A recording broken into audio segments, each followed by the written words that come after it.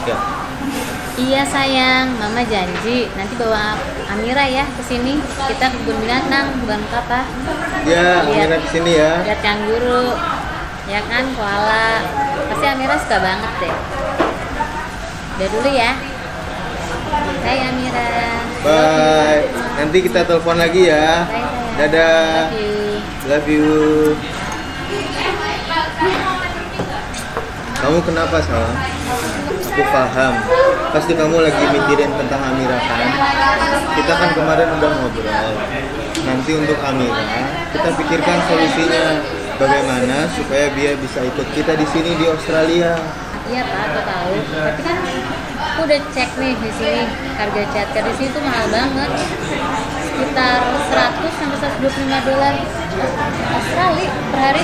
Belum lagi kalau aku telat jemput, kena 3 dolar Australia duitnya. Iya, aku paham masalahnya. Tapi kan kalau kita ajak dia ke sini dan kita rawat dia di sini, tentunya perawatan anak di sini kan lebih bagus daripada di Indonesia. Coba, Mama ingat gak kalau di Indonesia tuh kayak apa peraturannya? Permenlu nomor 5 tahun 2015 itu mengenai penyediaan sarana responsif bagi anak, itu dalam rangka persamaan gender, hak untuk perempuan. Itu kadang-kadang kan masih belum juga dipraktekkan di Indonesia. Banyak instansi baik itu pemerintah ataupun swasta Belum yang bikin ya. nggak punya tempat untuk penitipan anak, punya tempat yang bagus untuk bayi-bayi disusui. Itu kan di Indonesia kayak gitu. Apalagi kalau menurut penelitian yang Papa tahu itu, laporan dari KPAI cuma sebanyak sekitar 26 sampai 35% dari pasangan yang mereka mencari tahu bagaimana pengurusan anak yang baik nanti pada setelah pernikahan dan mereka punya anak. Makanya nggak heran kalau ada laporan dari ILO tahun 2014 itu yang menyatakan bahwa di Indonesia ini ada 43 juta pekerja perempuan, 25 jutanya itu usia produktif. Artinya kan yang 25 juta ini nanti ketika dia bekerja dan dia melahirkan punya anak, itu mau dirawat di mana anaknya? Kalau nggak ada tempat penitipan anak yang bagus. Tapi kayaknya lebih mending di Indonesia sih, kita bisa nitip ke mama aku. Kalau enggak kita sewa mbak babysitter. Ya tapi kamu yakin mau nitipin anak kita di Indonesia sama orang tuamu? Iya sih. Coba Secara dipikir-pikir. aku sih kurang srek sih sebenarnya kalau dirawat sama orang tua aku. Secara kan menurut jurnal Plus One tahun 2017, sesuai fakta yang ada, kalau anak dia rawat sama nenek kakek tuh cenderung lebih sering dikasih makanan dan minuman manis dan tak sehat. Oh gitu. Udah Permen, gitu es krim. pasti tahu sendiri kan, kakek nenek lebih overprotective tuh kalau sama cucu. Mau keluar dilarang, yang ada kurang beraktivitas, jadi kurang gimana ya, kurang aktivitasnya kurang gitu Amira. Ya sih, apalagi kan kamu tahu ya Pak, papa aku kan merokok tuh. Oh iya. Aku nggak mau dong. Iya sih, aku nggak mau juga sih kalau Amira jadinya perokok pasif kan. Iya. Ya udah kalau gitu nggak apa-apa. Kita keluarkan uang sedikit, tapi Amira mendapatkan kualitas yang baik dari perawatan anak. Iya sih, tapi ya itu tadi Mahal ya. mahal. Iya, iya, iya. Tapi aku dengar-dengar kalau mahasiswa di sini orang tua yang menjadi orang tua dan dapat beasiswa itu ada subsidi loh buat anaknya. Masa sih? Iya, untuk childcare. Berlaku juga buat pelajar kita nih. Secara kan orang Indonesia bukan permanent resident. Oh iya, itu aku belum Itu tahu. jangan-jangan berlakunya. Kalau gitu kita harus cari tahu bagaimana untuk mahasiswa asing di sini tuh kayak apa. Iya. Itu kayak temanku, ayo, yuk, hei, ayo, sini, Oh my god, kalian berdua kok di sini sih? sehat, apa kabar? Ini loh, kami berdua diterima beasiswa di City University. Jadi itu S2, S3 gitu. Nah, tadi si Amira bakal kalian bawa ke sini. Itu dia, aku galau banget nih. Mau dibawa, childcare di sini mahal bener. Iya. Jadi sama tadi Bun, maksudnya biaya di Australia sama Swedia dan pelayanannya itu sama gitu. Lo inget anak gue nggak sih si Juno sama Marco? Iya. Jadi ya beruntung sih gue udah dapet green card ya dari suami gue, jadi gue sekarang udah citizen Swedia. Oh, lu udah citizen. Iya, jadi kalau di sana itu bahagia dunia akhirat. jadi kalau di sana itu gue bisa dapet pelayanan childcare yang benar-benar sempurna banget di buat anak gue itu. Jadi lo bisa masukin anak ke daycare, ke childcare yang benar-benar ngasih fasilitas yang memang memadai. Jadi lo bayangin aja, lo akan melihat anak lo tiba-tiba berkelana ke hutan, main ke museum. Jadi mereka bisa main, bisa belajar, tapi tetap safe gitu. Bahkan ada foto Honda ketika musimnya lagi dingin misalnya, mereka bakal keluar pakai baju khusus, pakai rompi. Baju winter gitu ya? Iya, terus para pengajarnya itu bakal digangguin pakai tali supaya tetap safe kayak gitu. Oh iya? Maksud gue ya anak-anak bakal tetap terangsang psikomotoriknya, terus motoriknya semuanya terus harus gitu pendidikan di sana. Bagus ya, Bu. Wah, menarik banget ya. Itu free apa? Biayanya gimana? Kalau biaya sih sebenarnya sebelum Swedia itu dipegang Sentral ya sekarang, dulu tuh dia ngasih banyak subsidi buat orang tua gitu. Jadi lo bisa dapet biaya yang hampir free gitu. Jadi dalam nyekolahin anak di daycare gitu, lo bisa dapet subsidi kira-kira 90.000 kroner Swedia, itu sekitar Berapa juta itu? 167 juta. Waduh, banyak itu. Jadi itu tuh udah mencakup biaya gedung, terus biaya perawatan anak, terus biaya gaji guru dan sebagainya gitu. Bahkan ketika lo punya anak yang lebih banyak, SPP yang lo bayar itu lebih murah gitu. Jadi lo cuma bakal bayar untuk anak pertama, kedua tuh bisa cuma 2,3 juta per bulan gitu. Dan itu menarik banget sih sebenarnya konsep childcare di Swedia gitu. Banget ya. Tuh kan coba di Indonesia, ingat nggak di Indonesia kayak apa? Lo tau lah Jomplang Sekarang banget kan- ya, cuy. Coba sekarang pemerintah kita kan jor-joran itu bangun proyek infrastruktur, jalan tol dibangun, fasilitas-fasilitas LRT dibangun, pokoknya infrastruktur digenjot habis. Tapi kan biasanya negara yang sangat konsen di dalam bidang infrastruktur tuh biasanya lupa terkait kesejahteraan masyarakat, terkait pendidikan, terkait kesehatan, terkait bahan bakar dan lain-lainnya. Ya, Ngomongin childcare, gue jadi keingetan. Ini nggak sih inget sama Aru nggak sih? Ingat-ingat. Aru Mewani, iya. Teman Kita kita di UI kan, Mana, yang temen mana? di UI loh. Jadi pas banget, dia kan kalau nggak salah pernah bikin riset soal childcare di negara-negara maju tuh. Ah, iya? Termasuk membandingkan antara Eropa dan Amerika. Kan dia warga Amerika, jadi kalian mungkin bisa tanya-tanya ke dia. Kalau nggak mau, gue bisa teleponin sih. punya kontaknya? Ada dong. Mbak deh, siapa tahu dia lagi deket-deket sini. Suruh ketemuan di sini, Ay. Nah, ini dia, ini gue ganti apa? Iya, lu di mana? Iya, deket dong sama kamu. Sini deh.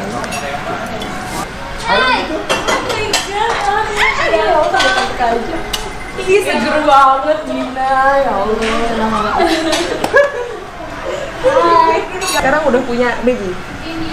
Ya. Umur berapa? 2 tahun setengah. Siapa namanya? Amira. Dibawa nggak ke sini?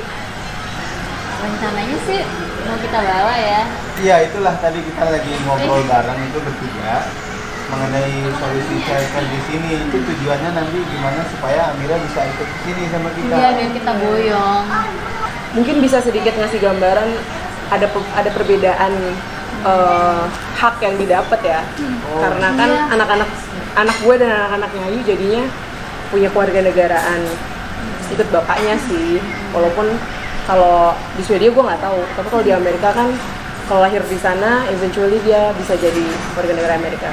Tapi mungkin kalau Eropa kan kadang setelah umur 17 baru boleh decide ya. Kemarin gue baru bikin riset mandiri tuh tentang childcare policy di negara-negara maju sih, jadi Eropa dan Amerika. Iya. Australia, ini kan Australia kemarin gue baru datengin fokus group discussion-nya gitu, dan gue dapet sedikit insight sih soal apa yang dilakukan pemerintah Australia mengenai sistem childcare di sini. Cuma setelah gue tahu, gue jadi semakin merasa Amerika itu terbelakang childcare-nya. masa Oh, iya? sih? Selevel negara dunia ketiga. Oh iya. Iya. Masa sih? Kirain Yes. Udah Oh, banget. gitu. Ya meskipun labelnya superpower, adidaya, Ternyata paling ketinggal ya. menurut gue itu karena terlalu banyak konflik politik ya di level pemutusan kebijakannya. Jadi apalagi kayak sekarang nih administrasinya Presiden Trump itu kan Republikan kan, konservatif banget. Oh iya. Nah sebenarnya udah ada didorong isu tentang namanya kayak family policy gitu Hah? sama politisi-politisi perempuan Partai Demokrat di Senatnya. Udah coba didorong tentang kesetaraan akses untuk childcare di sana, tapi itu ditahan sama politisi-politisi Republikan gitu, karena menurut mereka itu ngabisin anggaran. Tahu kan fokusnya Republik itu kan tidak selalu tentang pembangunan manusia, alat-alat senjata untuk perang, terus juga pertahanan keamanan. Gue jadi inget deh, dulu tuh kayaknya pernah ada penelitian American Center Progress gitu. Jadi dia bicara datanya itu hampir 30% penghasilan orang menengah ke bawah itu habis buat biaya childcare dong di Amerika. Wow. Wah, banyak banget. Mahal bener ya. Ya makanya berapa ya, sekitar 2 juta cewek tuh nggak bisa kerja karena mereka harus ke sana. Ya daripada uangnya habis buat biaya childcare ya nggak sih? Bener nggak sih itu? Daripada bayar juga mending langsung aja ngurus sendiri. Karena childcare di sana itu yang berkualitas emang dikelola swasta, walaupun jadi nggak ada tuh yang namanya kayak kalau di Swedia kan setahu gue dia sifatnya nasional ya, kewajiban. Nah kalau di negara yang Amerika, ada ya. kalau di Amerika ada childcare di tiap negara bagian, tapi itu tidak diwajibkan di skala United States-nya gitu loh. Ada yang merasa itu isu utama, ada yang merasa itu Jadi kayak nggak nggak terlalu merasa penting. gitu ya. Bener, dan ya itu yang tadi Ayu bilang mahal banget, makanya banyak perempuan yang misalnya sebelumnya mereka bekerja, terus akhirnya mereka menikah, punya anak, mereka tuh berpikir ulang, harus nggak ya gue balik kerja? Padahal tapi kalau balik bekerja itu kan mereka tujuannya juga apalagi yang keluarga-keluarga imigran gitu ya. Kebutuhan. Sementara childcare itu bisa 30% sendiri, yang mana itu cuma bisa diakses kebanyakan kelas menengah atas upper scale ya. Dan ya itu yang disediain sama pemerintah itu sangat terbatas, dan jam kerja di sana kan tahu sendiri kalau keluarga-keluarga imigran itu kan banyak kan bukan di sektor formal tapi informal, jadi banyak yang baru mulai kerja tuh sore ke malam. Nah childcare nggak ada yang baru buka sore ke malam. Kalau gitu kita harus lebih tahu secara langsung kayaknya. ya. Ngomong-ngomong punya kenalan atau Kontak gitu childcare. Lo berdua biasanya House 8 bukan? Iya sih. Iya. Nah katanya, tapi lo bisa cross check lagi ya sama yang ngelola. Kalau yang lagi belajar itu dibiayai sama House 8, itu ada potongan biaya gitu deh. Tapi punya kontaknya kan? Oh iya, nanti abis ini gue kasih. Udah, nanti kita kesana ya. Oh boleh Besok boleh. lah ya. Good morning, sir. Ma'am, can I help you? Tanyain aja. Loh, orang Indonesia juga. Kebetulan saya juga orang Indonesia. Bapak dan Ibu lagi cari tempat untuk penitipan anak. Iya nih Mbak Ica, maklum dapat program beasiswa, mesti memperketat pinggang. Benar sekali. Kebetulan childcare di Australia itu ada program yang namanya childcare benefit, di mana pemerintah itu melakukan subsidi untuk perawatan anak tadi. Untuk childcare benefit ini sendiri itu hanya bisa diakses oleh mereka yang memiliki budget lebih. Warga negara, full-time students mendapatkan beasiswa juga dari pemerintah Australia. Sayang, kamu punya menerima program beasiswa Ausaid, bisa dimanfaatkan? Oh iya ya, aku kan penerima beasiswa itu ya. Kayaknya ide bagus juga tuh kalau kita manfaatkan itu. Tapi Mbak, kalau isu mengenai childcare itu di sini memang menjadi salah satu isu yang utama ya dalam politik.